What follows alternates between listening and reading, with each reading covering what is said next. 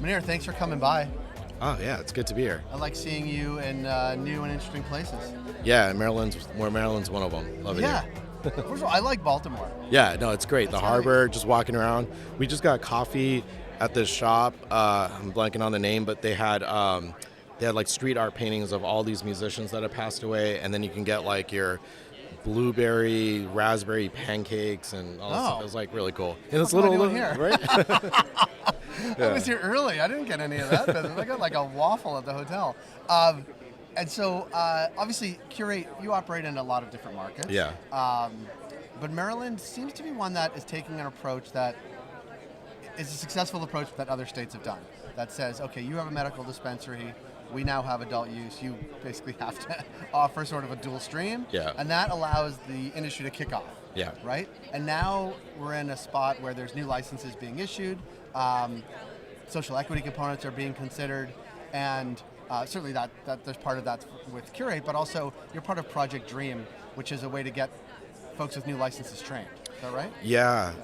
So I met Project Dream at like one of the shows in Maryland, and they were throwing a happy hour, and a lot of folks showed up, and they were just asking like the right questions, or asking what should I be asking type of questions. And I could speak to tax security and compliance. So Project Dream asked, if I could just speak to that, yes. and rinse and repeat. And I was like, sure, let's do it. I love talking about IT. And I was like, let's do this again, because people have so many questions. So, and the folks in Maryland have like helped out. Like, there's a packaging warehouse. They're like, we'll host.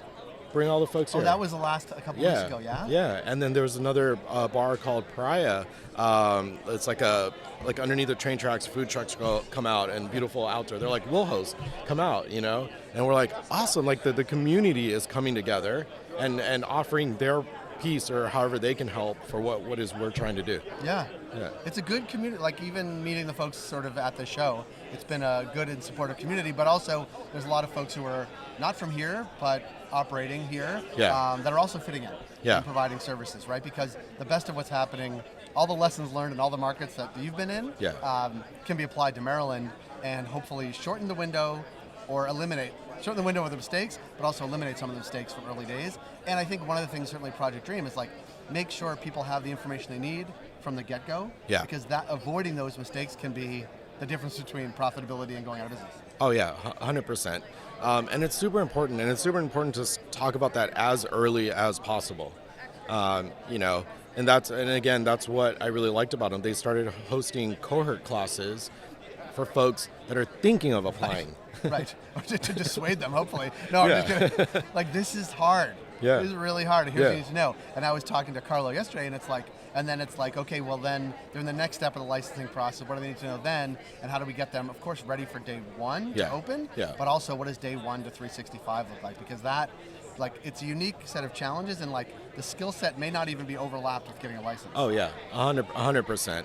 And the other beauty of doing something like this in this market and multiple markets, I feel that we're at a stage now where brands that see each other a lot and work and have similar kinds, they're kind of starting to come together and try to help together, still being individual companies, but just a lot more folks are, kind of pitching in, and I'm loving it. Yeah.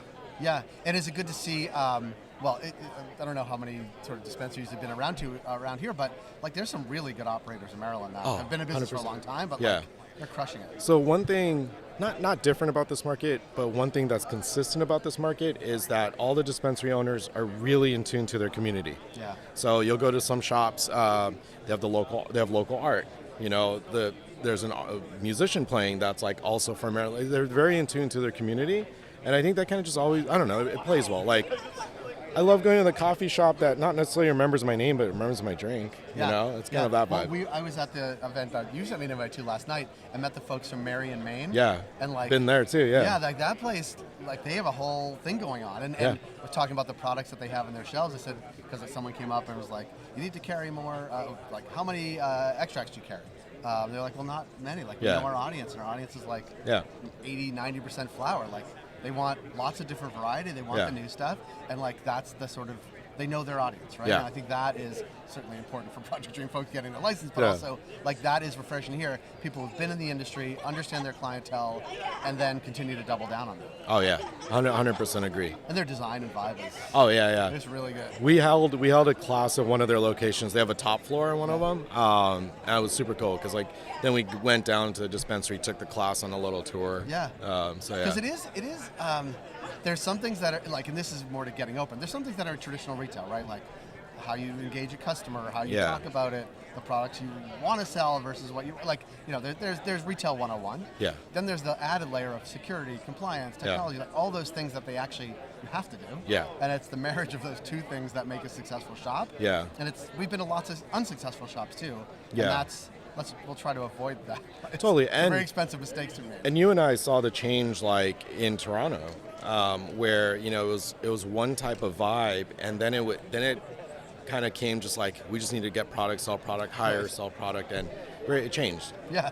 Yeah. It did, and it's not that it's changing. It's not changing back, but the market certainly in Toronto is honing. Yeah. Right? People are coming up their 5th year of their lease, and like a lot of those stores are closing, to be quite honest. But the ones that are staying open are the ones that have done of course, the compliance stuff, but also done retail really well. Yeah. And it really comes down to any business. Like it is people. Yeah. Like it's your team and people. I mean, oh man, I'm like having flashbacks of my retail days, but they had this pyramid in the back, and like, the first step was people, right. But they had it so you look at the bottom because you think that's foundation, but you're supposed to look at the top and it's people. Right. Yeah. Right. No, it is. Retail's challenging. Yeah. Competitive retail is really challenging. Yeah. Competitive retail, where you're selling a product where not everybody knows what they want, that has a layer of compliance to it, that the margins are like it just adds, and it puts more pressure.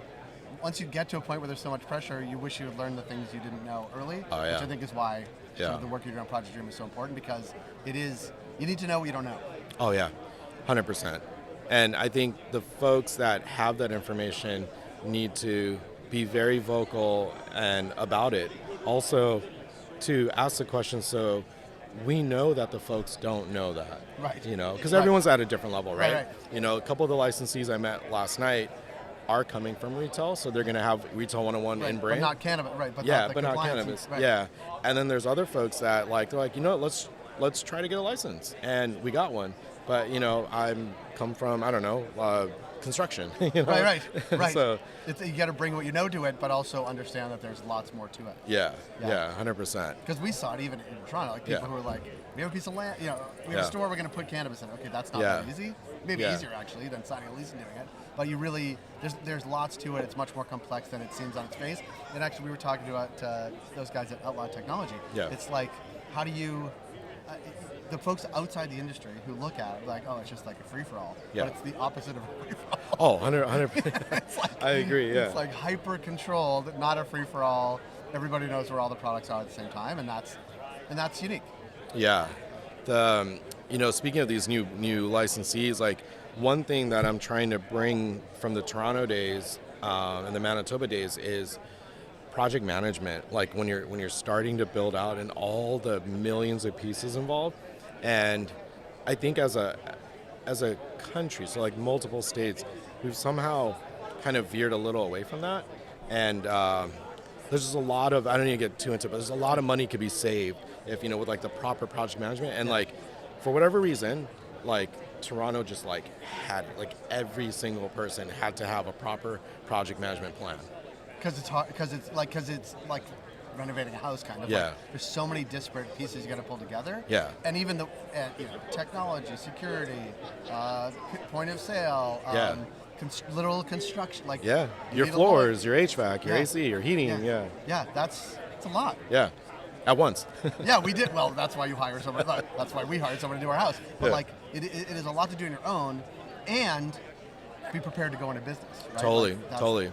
And talk about cost saving too, is like, if you take all the pieces and you know of all the pieces and you put it together, well, there's still the issue of all the pieces not talking to each other. Right. And a lot of times when I look at someone's line item, there's so much overlap from vendor to vendor. Right. and you're like, ooh, you just bought something twice or three times. Yeah. Don't do that. No. It's hard to return those things. Yeah. Well, Munir, it's nice to see you here. I want to tell you something funny, actually. I get a text from my brother last night.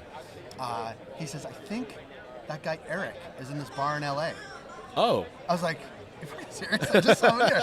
And I don't even know if they connected, but my brother he's in LA right now. Yeah. And I think he saw Eric in the bar. So I don't know if they ever connected. That's hilarious. Yeah, that'd be awesome. Yeah. It's like, oh, that's funny. I'm in Baltimore with Munir. Yeah. All right, man. Thanks for stopping by. Yeah, thanks for having me. Be well.